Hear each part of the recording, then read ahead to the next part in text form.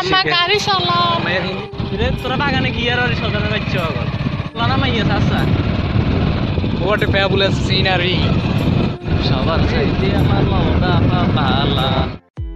Welcome back. এই মুহূর্তে আমরা চলে এসেছি হাতিয়াদ্বীপের কমলাডিঘি পর্যটন কেন্দ্রে। তো বন্ধু, শুরু করা যাক।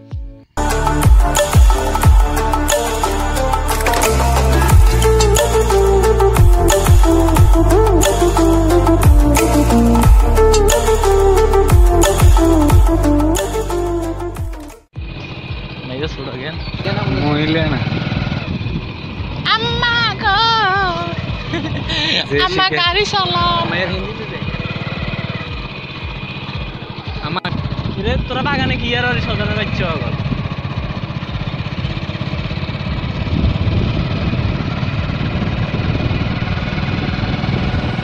রে কি আর সাসাই কি লানা মাইয়া সাসা What a fabulous scenery! রে রুকিয়া সেই না তো মেলা আজ আজ রাতে 8-10টা দিকে যাই ইংলি আজকে আমরা 3-4 টাকা খেলে যাই কই ও আমার আম্মা গো ও আমার খালা সবার চাইতে আমার মমতা পালা।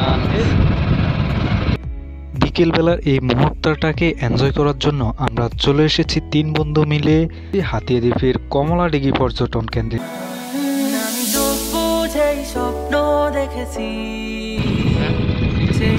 আমরা এখানে ছবি উঠাম কেন? এই প্ল্যানে আমাদের সঙ্গে যুক্ত হয়েছেন আমাদের ফ্রেন্ড শুভ এবং আমাদের ভাই ব্রাদার।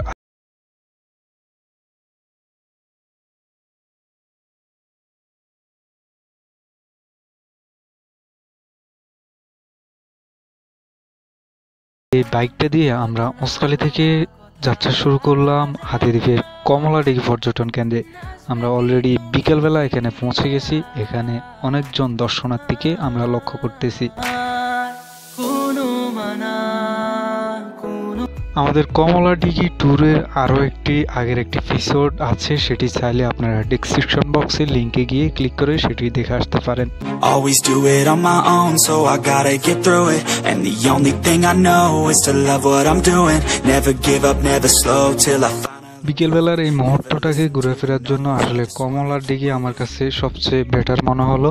এখানে ছবি তোলার জন্য সবকিছু মিলিয়ে ঠিকঠাক, পরিবেশটাও নির্জন, ভালো লাগছিল।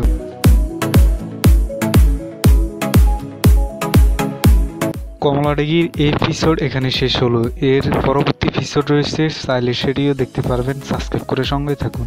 আমাদের ভিডিওগুলো ভালো লাগলে লাইক করতে ভুলবেন না। Subscribe must. ভালো থাকুন, সুস্থ থাকুন, আল্লাহ হাফেজ।